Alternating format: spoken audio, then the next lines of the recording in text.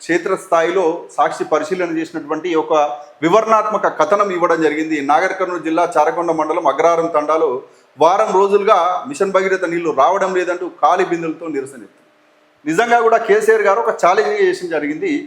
ఆరు బయట ఎవరైనా బిందెలతో కనిపిస్తే నేను ఆ నెక్స్ట్ ఎన్నికలకు వెళ్ళను అని చెప్పేసి కేసీఆర్ గారు కరాఖండిగా మొదటి ఇచ్చే గ్రేట్ స్టేట్మెంట్ అని చెప్పుకోవచ్చు. నిజంగా కూడా గతంలో పార్టీలకు అతీతంగా మెచ్చుకోవాల్సిన విషయం ఏంటంటే ఈ రకంగా మిషన్ భగీరథ ద్వారా ప్రతి ఇంటికి ఇంటి ముందు ఇంటి లోపలికి కూడా నల్లా ఇచ్చినటువంటి చరిత్ర ఉంది. అదొక మెకానిజం తయారు చేసి అసలు నీటి వనరు లేని ప్రాంతం నుంచి పైప్ లైన్స్ ద్వారా నీటి వనరుల కోసం అల్లాడుతున్నటువంటి తండాలకు మారుమూల ప్రాంతాలకు కూడా నీళ్ళు ఇచ్చినటువంటి చరిత్ర ఉన్నది. కానీ ఇప్పుడు జరుగుతున్న పరిస్థితి ఏంటంటే కేసీఆర్ చేసిన ఛాలెంజ్కి వ్యతిరేకంగా ఈరోజు బిందెలతోటి రోడ్డు ఎక్కే పరిస్థితి ఉంది. నిజంగా ఇది బాధాకరమైన విషయం.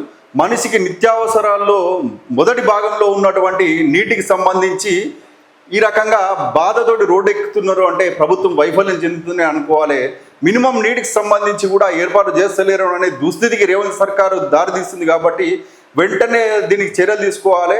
ఇంకా వేసవి ఇంకో నెల 2 నెలలు ఉంటుంది కాబట్టి దానికి సంబంధించిన ఏర్పాటు చేసుకొని మంచినీటికి ప్రజలకు మంచినీటిని అందియండి ముందైతే అని చెప్పేసి